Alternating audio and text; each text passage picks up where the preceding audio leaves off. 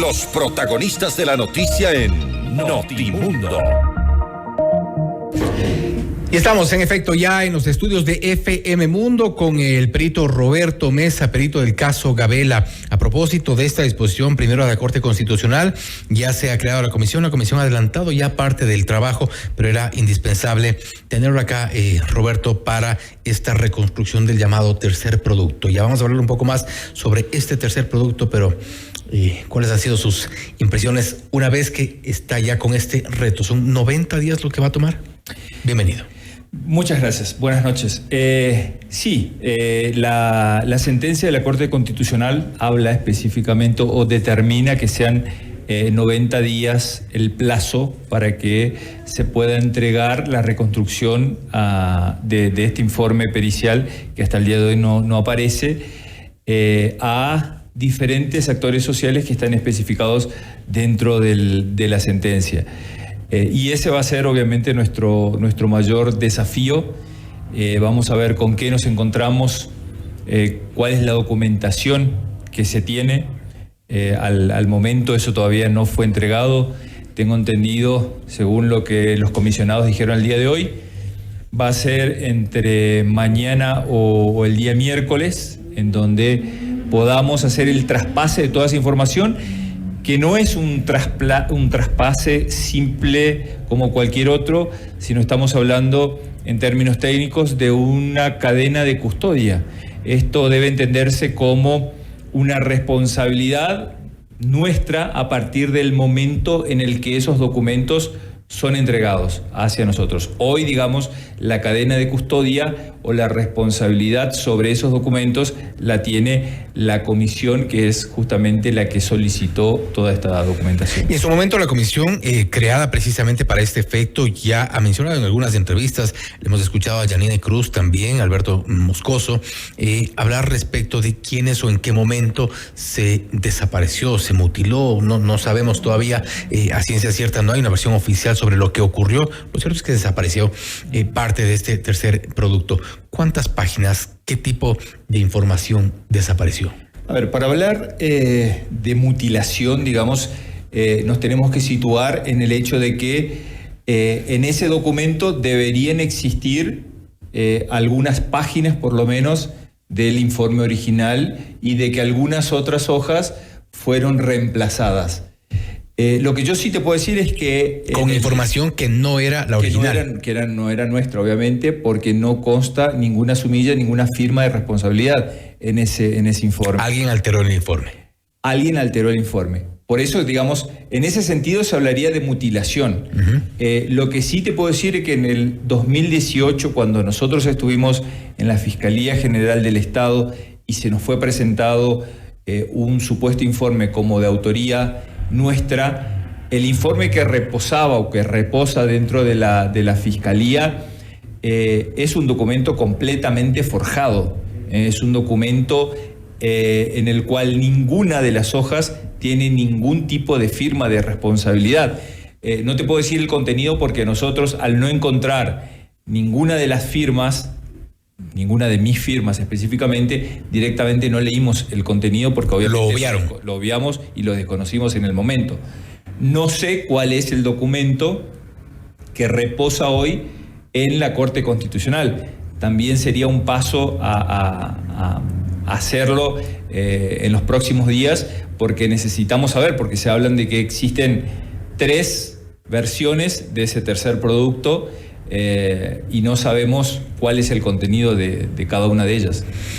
Ninguna de las 3 versiones son las que corresponden a la investigación de Roberto Mesa. Ninguna. Por lo menos las noticias que nosotros tenemos, la información, no, porque hablan de una conclusión completamente diferente a la que nosotros habíamos llegado en su momento en el 2013. ¿Qué tipo de información consta en este tercer producto? Para que la gente que nos escucha este momento y que seguramente está enlazándose también con nuestra señal, este tercer producto del caso Gabela, ¿qué incluye ese tercer producto? ¿Qué tipo de información en términos generales traía? Yo creo que a la gente hay que hacerle entender un poco todos los antecedentes que tiene estos productos o esta contratación pública. Lo primero y primordial es que la gente tiene que entender que esto es una contratación pública y no una pericia ordenada a nivel judicial. Uh-huh. Por lo tanto, los parámetros de funcionamiento son completamente diferentes. Las reglas de juego, en un caso de contratación como esta, las pone el contratante, en ese caso el Estado ecuatoriano, a través del comité interinstitucional conformado por el decreto presidencial. En ese contrato se establecían 3 productos.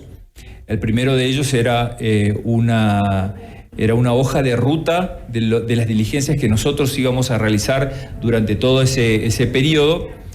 Y en el segundo producto, que era un producto fundamental, lo que nosotros hicimos fue corroborar y verificar toda la información que existía dentro de la investigación fiscal oportuna, como para que podamos informar o concluir si realmente la muerte había sido producto de la delincuencia común, o sea, de una tentativa de robo o de algo más. Ese algo más abría, obviamente, abrió una tercera fase en la cual nosotros pudimos comprobar y probar a través de todas las documentaciones desde dónde partieron las órdenes de ejecución al general Gabela. Eso fue un trabajo arduo que demandó muchísimas horas porque es un caso muy complejo. ¿Cuánto tiempo les tomó investigar en esta primera fase y en qué año se inició? Esto fue en el 2013, eso nos llevó aproximadamente desde el mes de diciembre, creo que el 2012, hasta el mes de julio, que es cuando se entregó el tercer informe. Ahora, lo que ocurrió allí es que una vez que se entregó el informe, ese tercer producto, los 3 productos, a alguien del gobierno de entonces, del gobierno del expresidente Rafael Correa, a alguien no le gustó las conclusiones. A ver, te explico de la siguiente manera. O sea, el comité interinstitucional funcionaba de acuerdo a sus propias reglas. Entonces, por ejemplo, había ningún tipo de información podía salir dentro del ámbito del comité interinstitucional. Y cada producto tenía su fecha de entrega, porque justamente sobrevenía después el pago correspondiente. Cuando se entregaba cada producto, eso era socializado y se presentaba delante de todos los miembros del comité interinstitucional. De esa forma se hizo justamente cuando se entregó este tercer producto, en el cual recuerdo se hizo una reunión en el ECU 911 en donde todas las autoridades, miembros de ese comité interinstitucional, inclusive asesores Ministerio de Justicia. Ministerio de Justicia era quien presidía, el Ministerio de Defensa, creo que era la Secretaría de Transparencia, el Ministerio del Interior y varios otros ministerios. Que conformaban por decreto el comité.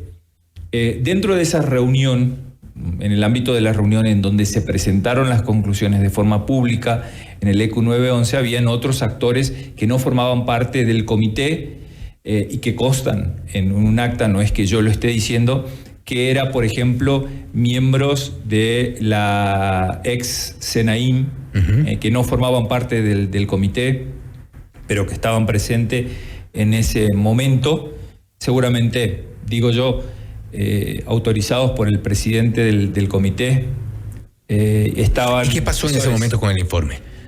El informe se presentó de manera oral para todos los miembros del comité, o sea, todos los miembros del comité, asesores del presidente, miembros de la SENAIN, conocieron el resultado del tercer producto en ese ámbito. Y un poco para ir concretando, lamentablemente se nos está yendo el tiempo, pero una vez que se presentó este informe, ¿en qué momento desapareció esta parte del tercer producto, donde se establecían, de lo que se sabe, nombres y apellidos de gente que estaba aparentemente involucrada en el crimen. A ver, yo no te sabría decir en qué momento exacto. Lo que sí tenemos que volver al tema de la cadena de custodia, digamos.